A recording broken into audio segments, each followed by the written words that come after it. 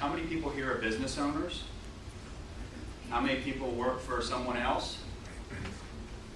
How many of you business owners would confess over the last year or so, some days thinking you wish you worked for someone else? How many people have businesses with less than 5? Okay, 5 to 25 people? Over 25 people. Okay, so we have a good mix in the room. There may be some other people coming here. They'll come in, some are coming from Lancaster. But we'll get started here. There's a lot of content. I was telling Kathy here in the front row that when I put this together, I was like, oh boy. People come out of here, their brain's going to be full. So I'll keep it moving at a good pace, and we may have more questions than answers at the end of the day. A couple quick rules to make the most of our time. I take your time very seriously. You've invested 2.5 hours here this morning, so I need to deliver value. The first one's really a warning for me. In one of my previous seminars, I went through this, and then halfway through, my cell phone went off. So, turn your cell phone off. Seminar versus a workshop. Here's how I define seminar. You come here for 2.5 hours. I talk. You leave. Nothing happens. Workshop is you take notes, you put action items together, and you implement things when you leave. So let's make it a workshop. I'm going to challenge your status quo professionally. We are where we are today because of what we've done up to this point. What we want to look at is how can we get from here to here. Come on in. Simple versus easy. I usually say this, and I'm a little hesitant this time. Most of the ideas we discuss today will be simple, and then everybody can understand them. They're definitely not easy, or everybody would be doing. So try to make them very simple, but the implementation and the application is a whole different game. Participation is going to help. I'll ask questions like I just did. Universal sign is yes, no, hands up. Share the blinding flashes of the obvious. When you have an aha moment, feel free to share it. All right, my purpose today is to reward your time, to increase your sales and profits. I want to create awareness of how to build a high-performing sales team. First stage is awareness. Sometimes we just aren't aware of certain things that we can do to make the business better. Give you at least 3 high-gain ideas that you can implement immediately. Give you a 2-question test and a report card. The 2 questions to ask yourself when we go through this is, are we doing this currently well? Yes or no? If we aren't doing it well, what would happen to our business if we did? So keep those 2 questions in mind. I'll go over the report card in a little bit. The agenda. Do a quick warm-up. I'll go over a bridge of discipline. We'll go over a couple of the cornerstones. We'll take a quick 10-minute break. Go over some more cornerstones. Wrap up with some questions, and we'll go over the high-performance report cards. So that I just cover it now, your first sheet in the packet has 7 cornerstones on it. And there's a way to rate yourself in different categories within there. I haven't seen a report card like this, but it's a good opportunity to see where your business is right now and judge what the gaps are. So yes, you get 1 point. I did put in a half point for those who insist on the gray area. 0 for no's, and some may not be applicable. But as we go through here, in each cornerstone, complete the marks in there. Hey Jack, would you be my cornerstone police if I forget at the end? And remind us that we need to report it as we go through. All right, thank you. So a little about me, my background, and what led to this. As I was coaching businesses, I noticed that it was very common that there wasn't an overriding sales system to consistently drive success and achievement. And it was across the board. I was talking to somebody who's executive director of an organization that works with a lot of large businesses. And one of the things he shared with me was even businesses in several hundred million to billions of dollars have big holes in their sales process. So I thought, when I first created this, I thought definitely I want to have my clients here to give them another chance to get some of this information, but it obviously applies to everyone. So that was kind of the genesis of this. The way I wish I could tell you that I was a genius and I whipped it up overnight. Honestly, it was 15 years in the process of honing this. I was fortunate enough to work at some Fortune 500 companies that invested over $100,000 in training me. And now Tyco spent $50,000 alone in the first 8 weeks putting me through an institute. But that was a pretty big benefit. I didn't realize, though, how important it was until one of the companies we built was being prepared for sale. I came into a local company, 20,000 competitors across the country, 2,000 suppliers, all sold the same product. Same mug, same pen, same bag. No different way to differentiate on the product itself. When I first came in, the owner had bought it from his dad, 7-Eleven, 3 colors of paneling. To give you an idea, the first day I was there, the accounts receivable person did a split in front of me. Just threw a leg up on the filing cabinet. I was just like, I came from PNC Bank. I was just like, oh boy, what did I do here? Long story short is, we put in a system that over 10 years, 11 years, we became the top 2% of the 20,000 competitors. And when we went to look at being sold, one of the companies that was looking at us was a global company that owned 100 different companies. And they wouldn't buy us until they spoke to me. And I was sharing with Ken, the way we handled that was the business was split down the middle. My side of the business was sales, customer service, and half of marketing. My full accountability. The owner handled half of marketing, accounts receivable, production, those types of things. So they knew that I built this sales system and they had a direct competitor and they couldn't figure out how we were running the numbers we did. So I met with them and they grilled me for about an hour and the broker said, hey look, you get a taste, you don't get the recipe. We went through with the due diligence. What their plan was, if they brought us on board, was to have me teach the sales model to all the presidents in the company. There were 100 different companies to go around and teach it to them over a period of time. So that's when it hit me that, when we do something, it's just what we do. We don't know whether it's great or not, but that's when it hit me that there are a lot of companies that don't have this in place. So that's a little bit about my background. If I remember it, I'll share a little bit about the scalable sales process I put into place at PNC, which you might find interesting. I like this topic.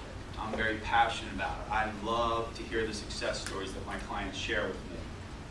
But if you want to know what drives me, my why, my kids, my wife, and that's the reason I do what I do at the end of the day. The center guy, Teddy, is 2 years old. He was promised to be 55 pounds. He's 92 now. One of the kids is finally catching up to Teddy, and he will pass him because Teddy's supposed to lose 6 pounds per doctor's orders. But this is my why. I'll be real serious probably through most of this seminar, but when I have a chance, I like to be silly. I won't bore you with the video, but we were at the beach recently, and I just busted a prank on the kids by dropping down into a Speedo on a public beach.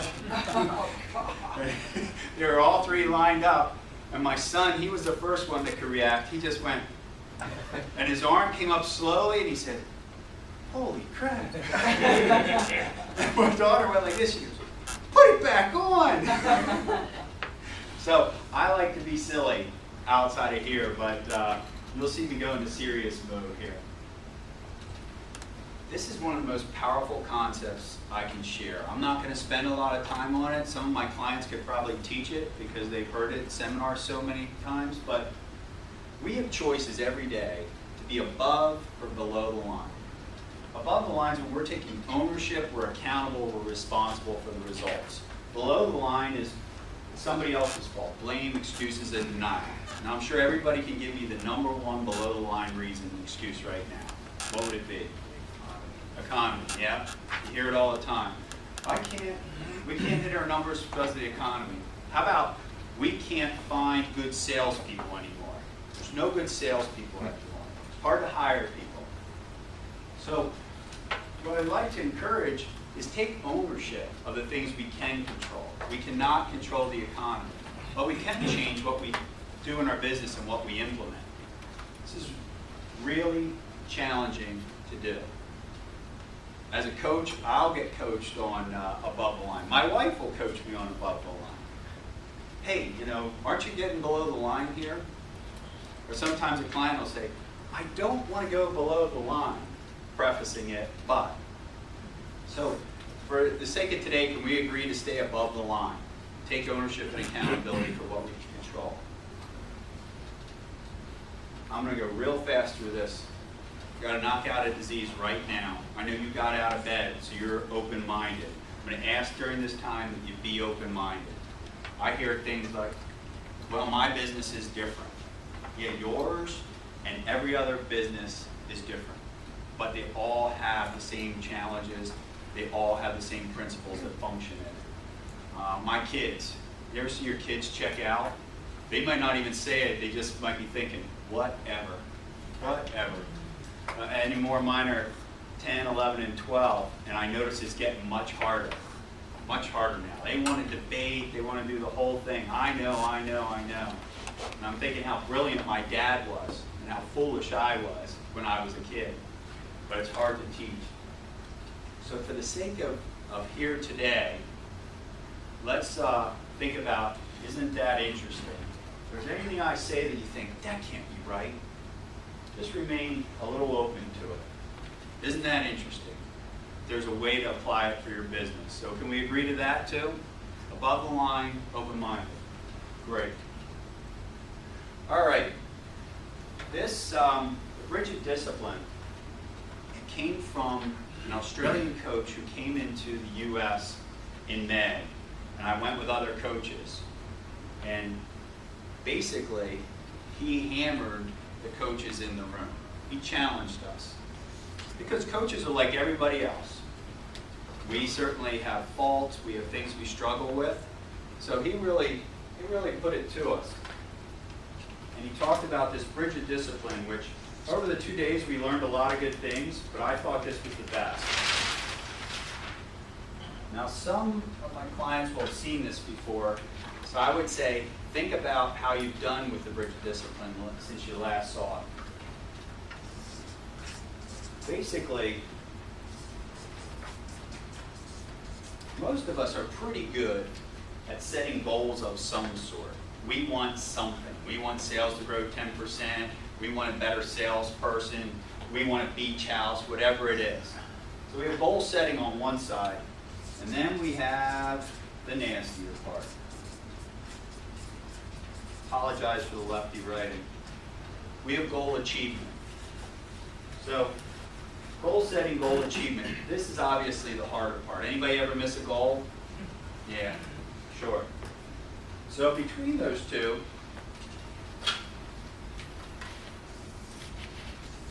what we have is a river. It's the river, what is this, Kathy? The river of, come on, failure. Failure. It's a river of failure. Okay, so we set our goals, we want to achieve them, and we have a river of failure in between. So what we need to do is we need to build a bridge to get over there. And that is the bridge of discipline. What happens to all of us is at times we don't build the bridge strong enough and we fall in the river of failure. We take off. Man, I'm going to get this. Take off across the bridge, right down into the water. So let me define discipline for you because this kind of hit home with me. The training I give myself to accomplish a certain task or adopt a particular pattern or behavior, even though I'd rather be doing something else. What do you think are the key words in that? even though I'd rather be doing something else. So what we need to do is we need to build. Anybody know what a keystone is? What's a keystone, Ken? It's the center stone that holds the rest of the bridge together. Okay. Arch. Exactly. So it's a stone that can keep the arch strong. Build a strong bridge or arch. So what we need to do is build a bunch of keystones or building blocks to get us a strong bridge from one side to the other. These building blocks could be a lot of different things. They could be your sales process. They could be scripts within there. They could be how you manage your time. One of the things that I work on with my clients is building these blocks to build that bridge so we can get over to goal achievement. And I'm going to share with you a couple things.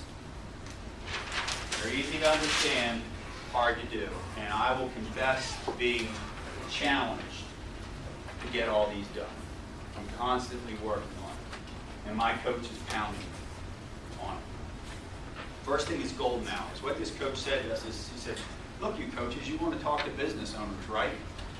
Well, you probably only can talk to them between 8 and 5. So what are you doing between 8 and 5? Are you going to lunch? Are you meeting people for coffee?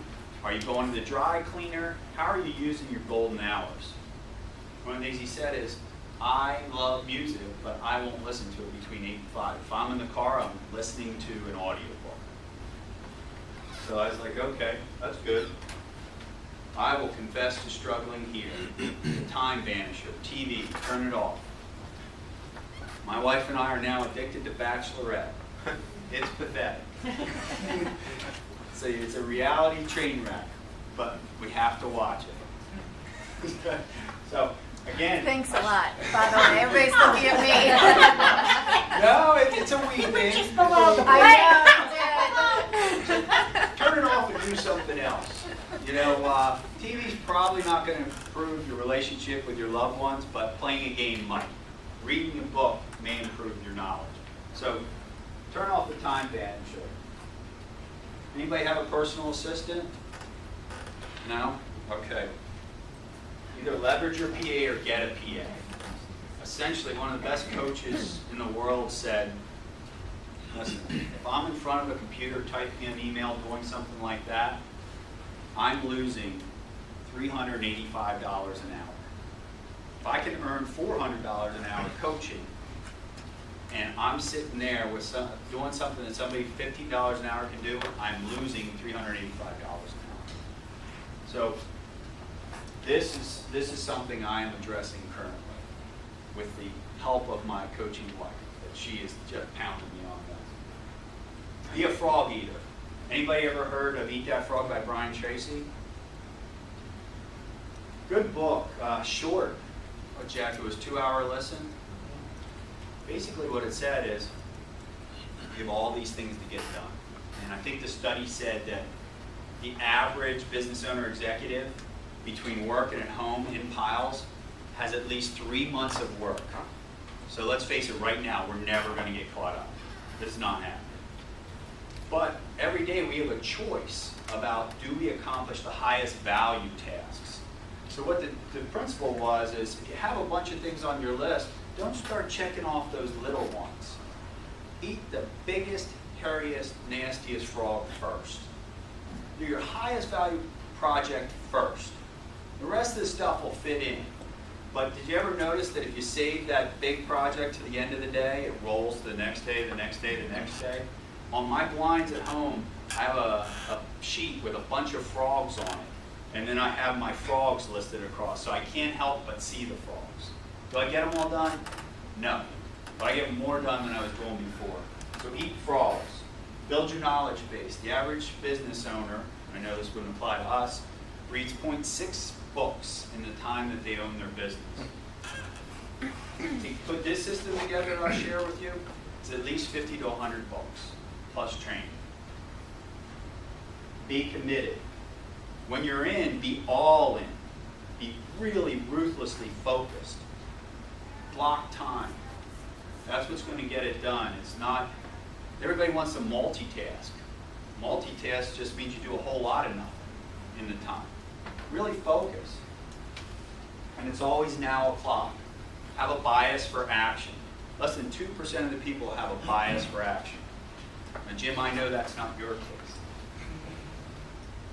All right. So bridge and discipline. I encourage you to really apply this. You get nothing out of today. That's one of the most powerful concepts that you can take away. Okay, anybody ever ask themselves this question? Is it us or is it them? Is it our company? Am I messing this up? Is that why we're not selling what we should? Or is it those guys? That they stink, or they're not listening, they're not following? Anybody ever asked that? No? Okay, yes? All right, I got a yes. All right. We'll know if it's you in about 2 hours. How about that? You got out of bed. I commend you for that. But why should you really care and take action? Well, I approached one of your clients, one of your prospects here, one of your best prospects, and I asked them to do a little recording for us. So I'm going to give you the why here, if I can master this. Trouble behavior? Let's hear directly from one of your prospective customers. I'm going to read you a candid letter from one of them. Dear seller, I only have a few minutes, but I understand you're interested in selling me something. As far as I'm concerned, that's pretty self-serving. The truth is, you have no idea what my life is like. You may think you do, but you don't, and you need to if you're going to get my business. I got to the office early this morning so I could get some uninterrupted time to work on a project, something I can't seem to squeeze into the normal business day. By 9 a.m., all my good intentions were dashed when my boss asked me to drop everything in order to put together a headcount reduction plan. Revenue slumped last quarter and we need to make some cuts. Then engineering informed me that our new product won't be available for the upcoming trade show. Sales will go ballistic when they hear this. That's the last thing I need to have happen. Get the picture? Welcome to my world of everyday chaos, where as hard as I try to make progress, I keep slipping further behind. Right now I have at least 59 hours of work piled on my desk, and I have no idea when I'm going to get it all done. Did I mention email? I get over 150 each day. And then add to that at least 30 phone calls from sellers just like you who'd love to meet with me. In short, I have way too much to do, ever-increasing expectations, impossible deadlines, and constant interruptions from people wanting my attention. Time is my most precious commodity, and I protect it at all costs. I live with the status quo as long as I can, even if I'm not happy with it. Why? Because change requires more work and eats up my time. Which gets back to you. In your well-intentioned but misguided attempts to turn me into a customer, you failed woefully to capture and keep my attention. Let me be blunt. I don't care about your product, service, or solution. I quickly scan your emails or letters looking for any self-promotional talk that glorifies your offering or your company. And the minute it jumps out at me, you're gone, sacked from my inbox or tossed into the trash can. Say it in your voicemail message and I delete you immediately. Delete, delete, delete. When you spend an entire meeting blathering about your unique methodologies, great technology, or extraordinary service, my mind wanders back to important tasks that need to get done. Sure, I even occasionally check my BlackBerry for messages while you're speaking. That's nice. But you would too if you were in my position. You know, I'm not always like this. Occasionally a savvy seller captures my attention, entices me to meet with them, shows me why. Get the point? You think our prospects are like that? Busy, don't want to move from the status quo because they're scared that it's going to take a lot more work, overwhelmed. That's why we have to be really good to get in. And that's why a lot of times we're wondering why we're not getting a return call or their emails returned, because they don't care. It hasn't reached the priority. All right, so cornerstone number 1. This is where you can start keeping score. 5 key profit multipliers in your business. This is a whole seminar unto itself, and we're going to cover it fast.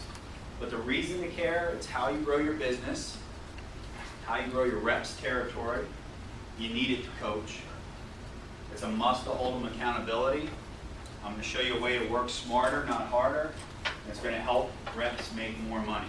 Do you think if reps make more money, they're happier in their job and they're more likely to stay? Yeah. this formula quick, then we're going to do an example. Everybody, reps, business owners, want more of what's in red. We want more customers, more revenue, and more profit. But they're results. They're results of other things that we do. The results of how many leads we have come in. The results of those leads, how many people buy. That's a conversion rate. So if we have 100 leads and 50 buy, we have 50 customers. Each customer may buy a number of times. So at MB Liebman, maybe average customer buys twice a year. They buy a sofa and a lamp later. There's an average dollar sale of transaction. So for every time somebody purchases something, how much do they spend? Is it $100? Is it $5,000? $10,000? That equals our revenue. So how many times does the customer buy? How much they buy each time equals revenue. And finally, our profit margins come in to give us the final profit. Now, I went through that quickly, and we'll go through an example. But does anybody have any questions at this point? Okay. Let's put in some numbers. This business gets 4,000 leads. They call, they come in. 25% become clients. 100 customers. Each customer buys twice in a year. Their average sale is 500. So we take 1,000 times 2 transactions times 500. The revenue is $1 million. Profit margin is 25%. The profit's $250,000. Now what we want to do is increase everything in blue. Put strategies in place to increase everything in blue. And that's a different seminar, but let's just assume we take them up a little bit, 10% for each one. Our leads go up to 4,400. Our conversion rate goes up just 10%, 27.5. It increases our customers 21% because they're multiplying. They're actually benefiting each other. The transactions go up a little to 2.2 a year on average. Our average sales up to 550. Now look at the impact in revenue on 10% increases, just little tweaks, 46% increase in revenue. We increase profit margin a little bit. I'll be honest with you, one of the top ways that we do that is we increase prices because people haven't done it very often. And I'm seeing with my clients big results on that without much pushback. The profit goes up 61% from little 10% increases. This is your business. This is every sales rep in your business, if we measure the numbers. Now, let me give you a real-world example here. 25%, if we increased everything 25%, which is substantial, but doable in some businesses, you would triple the profit by increasing each area 25%. So that just gives you an idea of how it factors in if you do 10, if you do better than 10. But here's real world. The names have been changed to protect the innocent, but this was a client meeting that I had with a sales rep. Sally wanted to make $60,000. You have a sheet here that'll explain this, and we'll be able to walk through this example. Sally wanted to make $60,000, and her commission rate was 50% of gross profit. So who can help me out on this sheet and say how much gross profit Sally needed to make 60 grand? Who said it? 120, thank you. So write 120 in your sheet under profit. Right down at the bottom. Bottom left. Write 120,000. Okay, so she needed to make 120. She's new, but we estimated a couple things that we'll be able to fill in. 35% profit margin, so fill in 35% for your margin. We know the average sale would be, what we've seen in the past is $800, so you can fill that in. Most customers will purchase twice, so we'll put that in, and the close rate is 20%. That's the conversion rate. So fill in conversion rate of 20%. Does everybody have this filled in? What is empty now? What do we have that's empty? Okay, leads, clients, and revenue. Okay, so we need to figure out revenue. How much revenue do we need to create $120,000 in gross profit if the profit margin is 35%.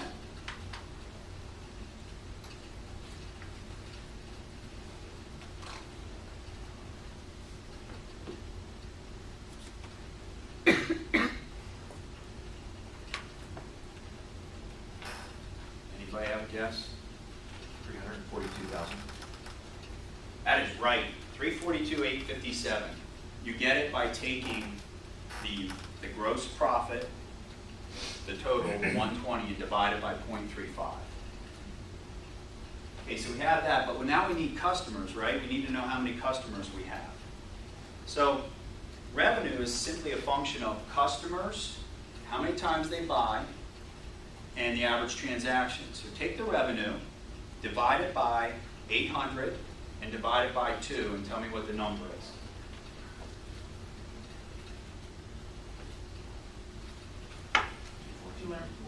Yes, 214. So let's use 214. Now, how do you think we get the number of leads if they're converting 1 out every 5 or 20%?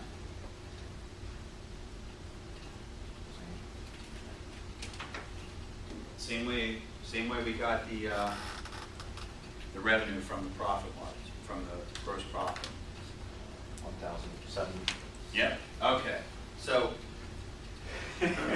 I laugh because I was in the room with the owner and the sales rep, and we got to the fact that the sales rep's going to have to talk to 1,070 people in the year to make this happen. You know what their face looked like? So at this point we have a choice, right? We're either going to make less money or we're going to figure out how to do it better. So let me give you the alternative example. If we coach Sally to improve their profit multipliers. So now she closes at 25%. So on your right side, put in 25% for the conversion rate. The average dollar is 1,000. And we make her better at following up with clients to get more orders. So now it's 2.5 times. And because she's asking for budget and getting more information about how they go about the decision-making process and has greater belief in her product, she's now getting 38% for the profit margin. How many leads will Sally need to get 60 grand? I'll give you the hint. The profit at the end of the day stays at 120 because the commission plan didn't pay. We didn't all change. We didn't all of a sudden say, okay, Sally, we'll help you out. We'll give you 60% commission.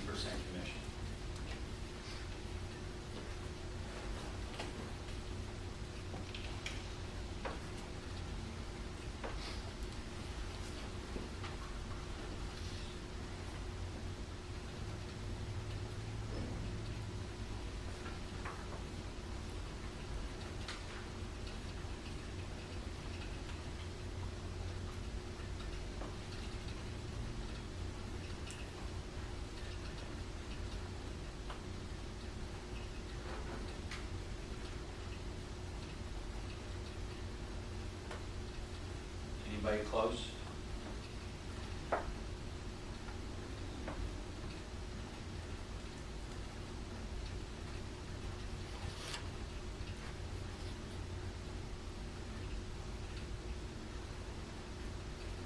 Who has the revenue figure? So that's the place to start. Because we just got it better. 315,789. Yes. All right. So we got revenue, 315,789. That was taken by taking the 120 and divided by our new profitability, 0.38. Great. Who has? Now we need clients, right? So how do we get clients? We take the 315,789 and do what? Divided by 1,000 and divided by 2.5. Yes. So who has that number? 126? Okay, good. Now, who gives me the grand number of leads that we have now with our new conversion rate?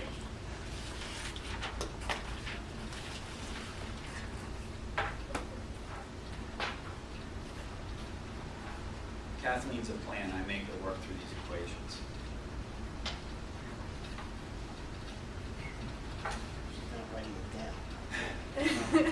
So you can't copy, is that what you're saying? All right, so if we needed 691. 631, what'd you divide the 126 clients by? The conversion rate still 20%. It's 25 now, Oh. because we're better at the sales process. You're gonna get the right answer now. What is it, 504? Yes, okay. So now, how do you think Sally feels when we show her the second side? You can get better at these other things and talk to half the people, or you can go chasing 1,070 people across the world.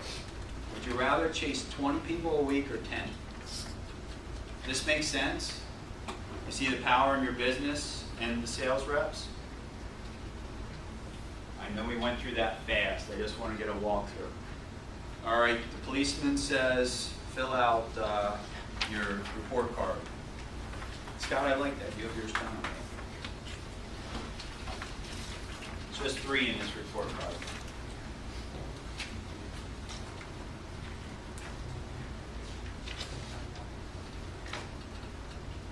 And look, at the end of the day, the report card is what it is.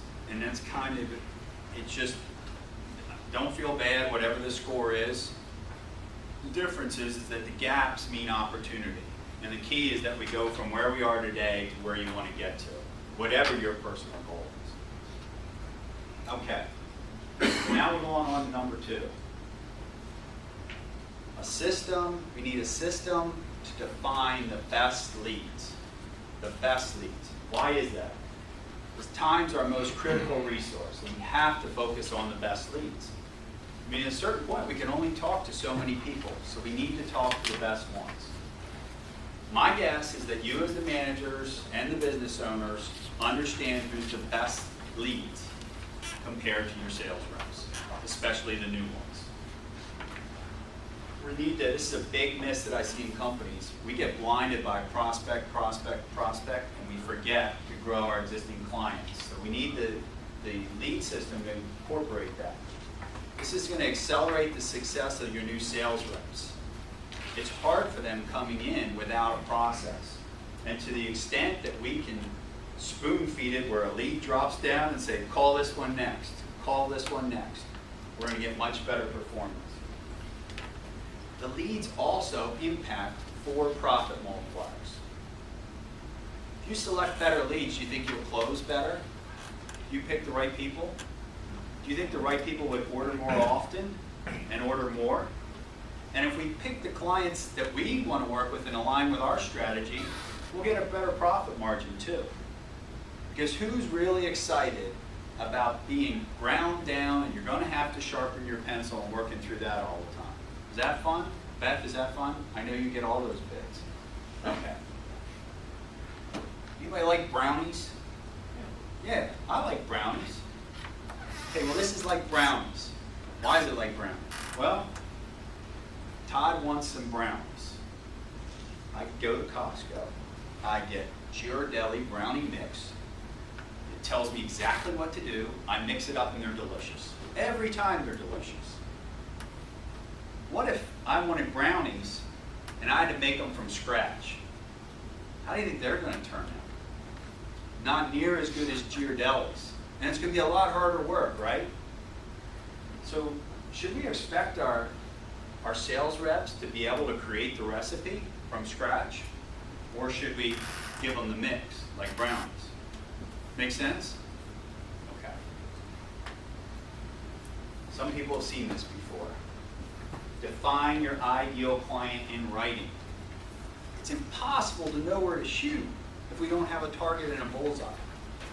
These are some things to consider. Give you an idea of how tightly in the company that we grew, the top 2%, we defined our target market. It was corporations and associations who had meetings of 1,000 people or more at least once a year, used bags, pens, and multiple promotional products, and were good at sponsorship, so they'd have the money to pay for it. Is that pretty clear?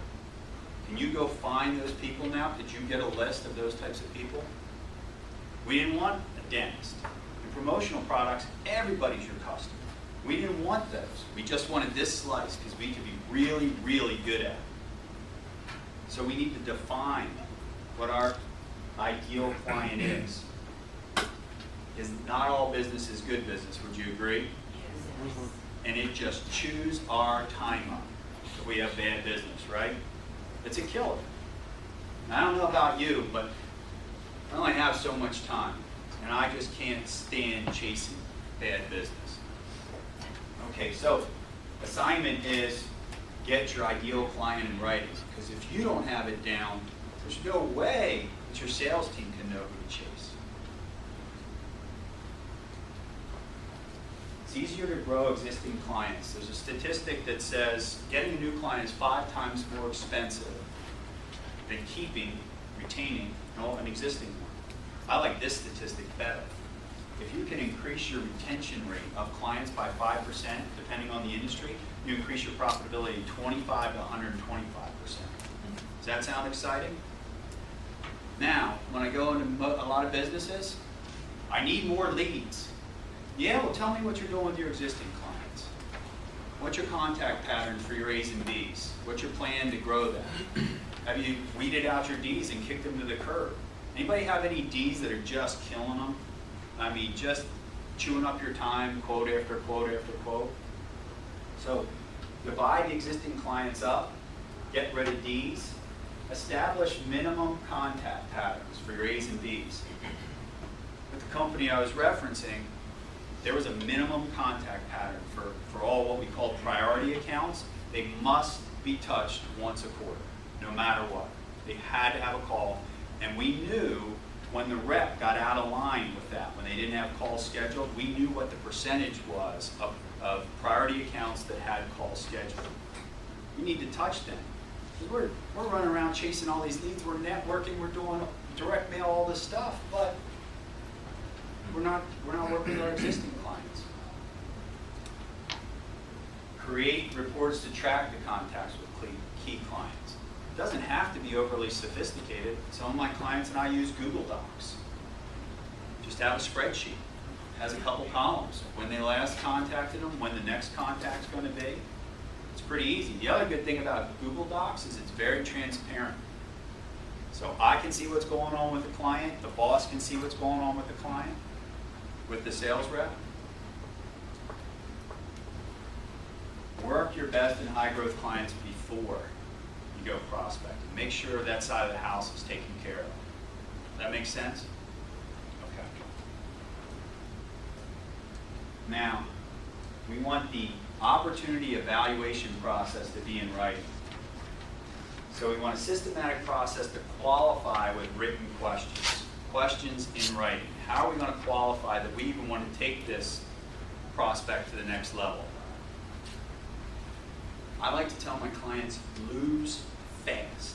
If you're going to lose immediately, right?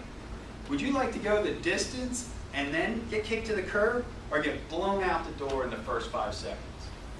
But we have to have a system to lose fast. Anybody ever chase business to the end of the earth and wasted time on something that you knew at the end you never had a chance to win? Lose fast. Provide reports and a written description of how to use them. I'm going to show you an example.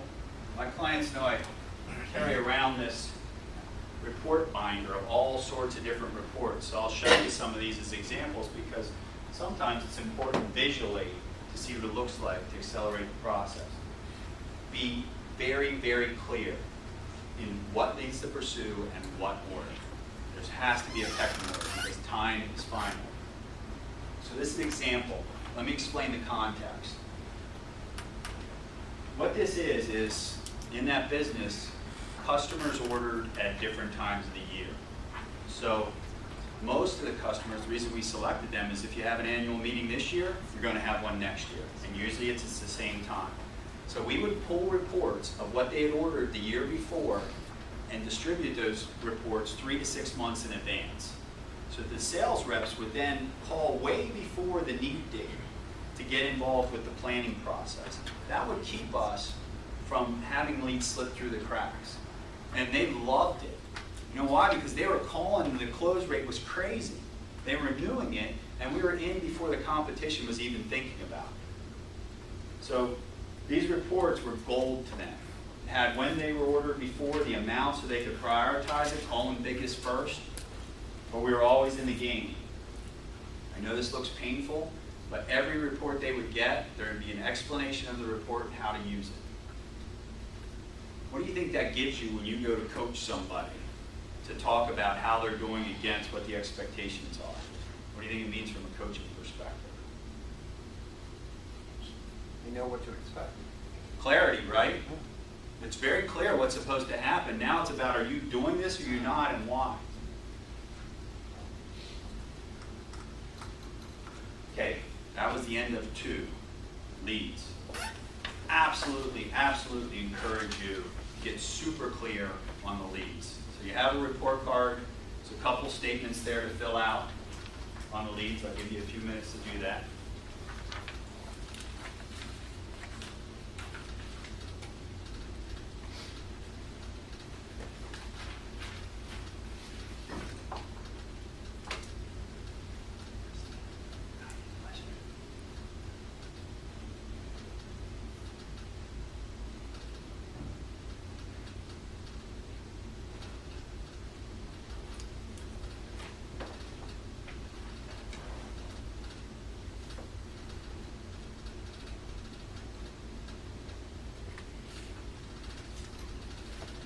Some of you may be not applicable, some of the sections in this, depending on where you are as a company and the size.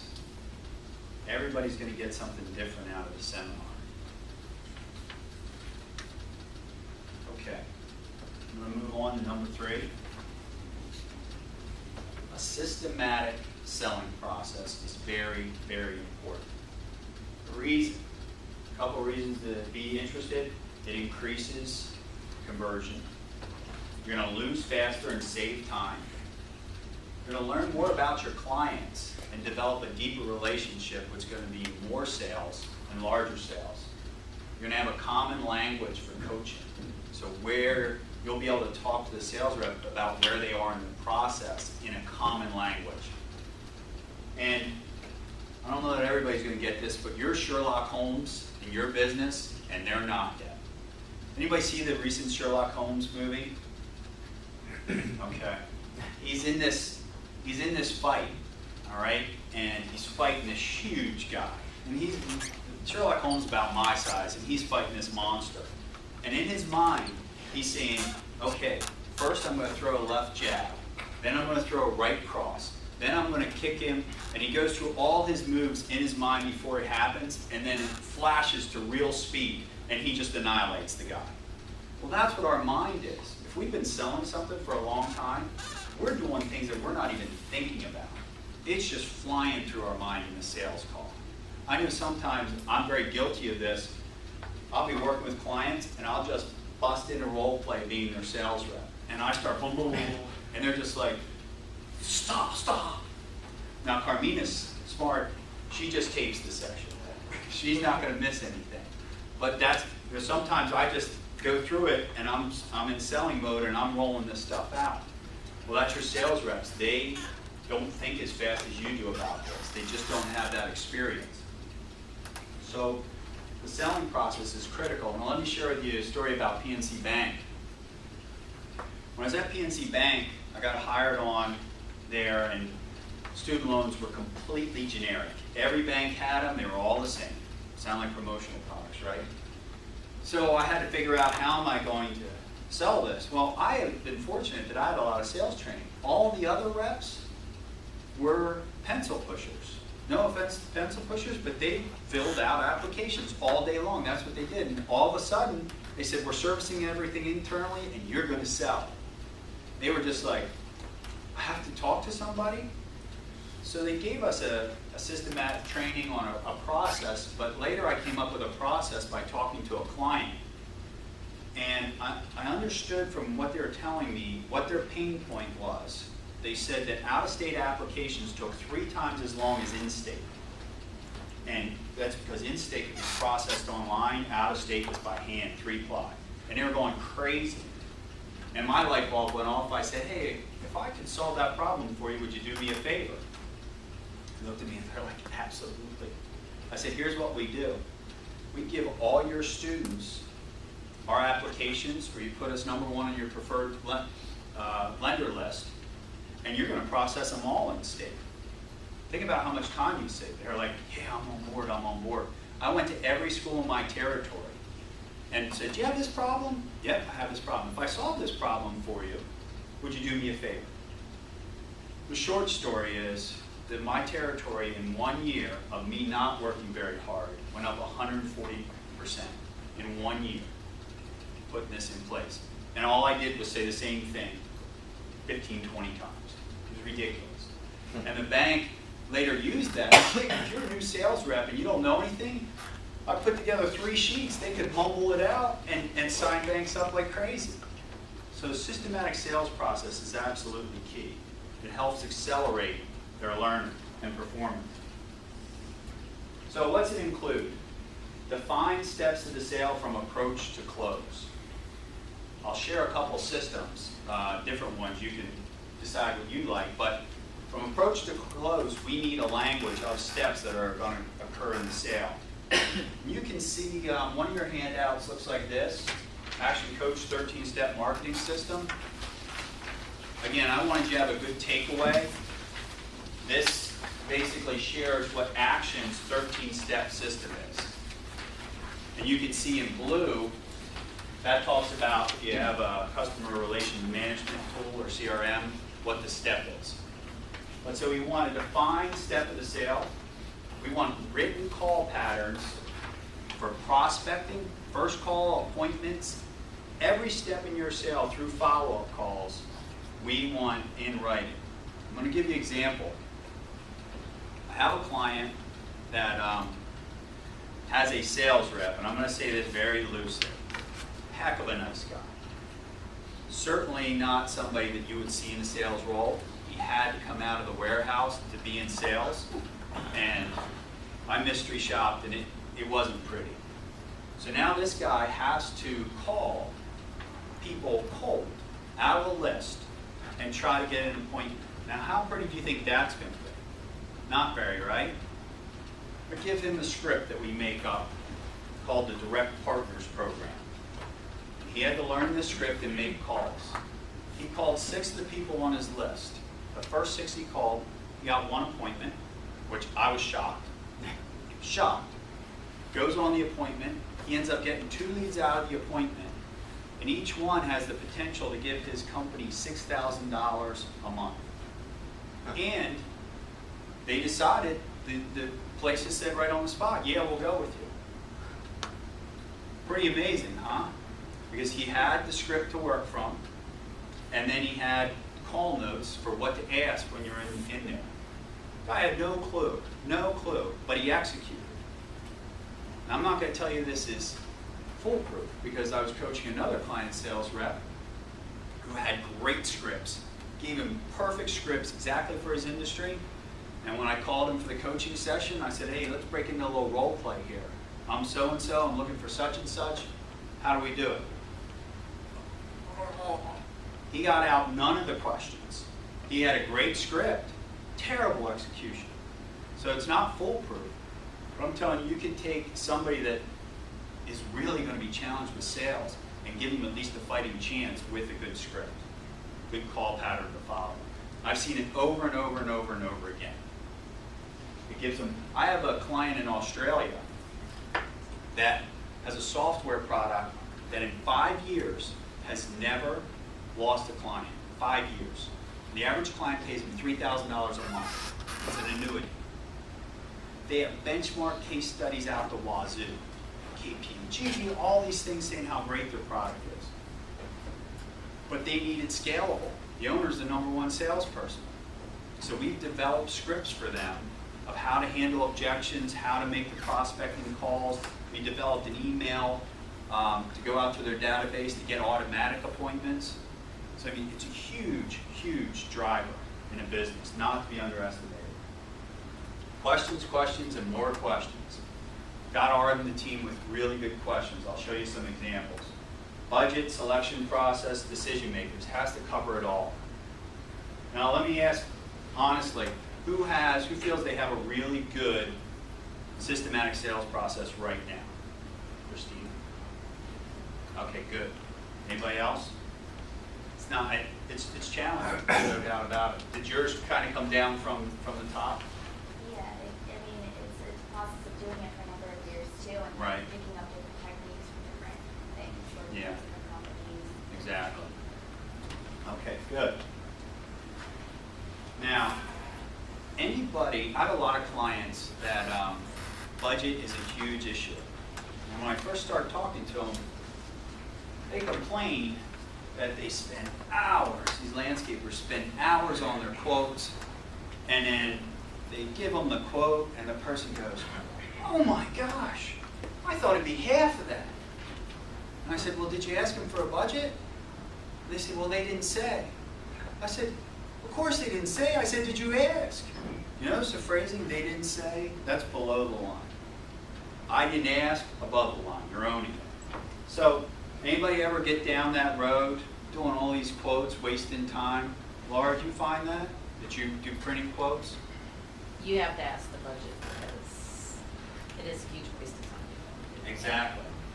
So once you get, yeah. I was just going to say that a lot of times, Daddy, part of our process is trying to define a budget that the client would have in mind. And Yeah. most times, they don't have one. They didn't set aside. They don't know where to start. Right. So we'll try to get a range, you know, well, can you do between this month and that Yeah. month? At least then we have something to work with because, yeah, it can take, we're doing a big infrastructure. That could be a $50,000 or $60,000 thing, but You're right. you have to get somewhere in the line so that if they're going to get sticker shock, at least it's have fun. I think they usually have an idea in their head though, what they want to spend. They do, and that's, so I'll offer a technique that's been really successful in all different types of industries. Make them scream. So, Mr. and Mrs. Customer, I understand that you want the best value for your investment here, in your backyard, in your promotional products, whatever it is. What kind of budget did you have in mind for this? Because I want to show you examples, products that are right within line. Oh, I really don't know. Then we make them scream. So we give them the first chance to give us the budget. You know, if they don't say, hey, $3 to $5, that's fine.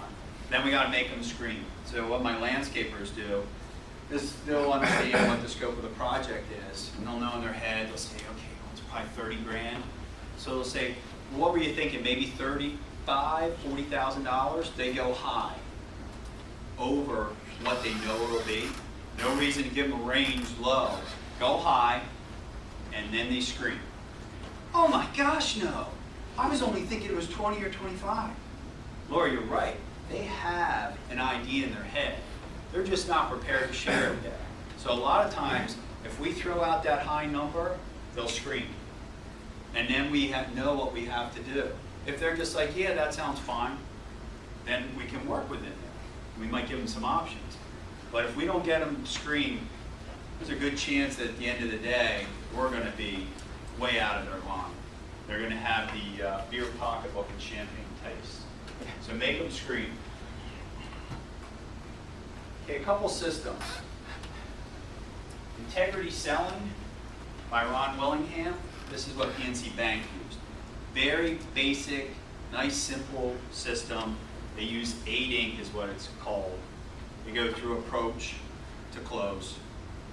Talk about some questions, how to ask questions, personality profiles in here. This is a nice book that it's not a million different tricky closes because people aren't comfortable with that. So integrity selling. I like action selling, which is not related to Action Coach at all. It's a short read, and it talks about selling as a play with 9 steps from the start to the close. So this is a nice system as well, which has some great techniques you can pull out of it. A lot of times I'll start with a system and then add from other systems, certain things that I'll talk about. So a lot of times with my clients, I may pull out of here commitment objective to make sure they're moving through the steps of the sale. Now, Jim knew this because he turned me on to this book, Snap Selling. This was the lady who was reading on the iPod. She's the one who wrote this. This is great from the perspective of we have to understand our client. And what she talks about is being simple. You heard the client. People don't want complex. You give them complex and more work, scared. We want it to be valuable to them. It has to be aligned with what they're looking for, and it has to be a priority. Until it's a priority for them, we're not getting them to move anywhere. Snap Selling, really, really good book. I know Action Selling and Snap Selling are available on audio as well. Not sure about Integrity Selling. Whatever the system, get a system so that you can coach team members on it. Okay, I promised a few examples. A number of clients have used this very successfully. I like to coach a 3-step follow-up system. First step is find out how it went. So when we did promotional products for an event, we would call and follow up and say, just want to follow up and see how the event went. Oh, the bags, they love the bags, the sponsors were thrilled, get your back slapped, or if there's a problem, make sure you correct it. Because if we don't follow up when there was a problem, bye-bye. Most people won't complain. So that was the first part. The second part was to get right back in the sales cycle. Great, I'm glad you're pleased. When are you having your next event? Oh, it's this time. Excellent. What types of items do you think you'll be using? This. Great. When would you usually start planning for that? February? Do you mind if I give you a call in January so we can chat and I can make sure I get you some great ideas? Always in the sales cycle.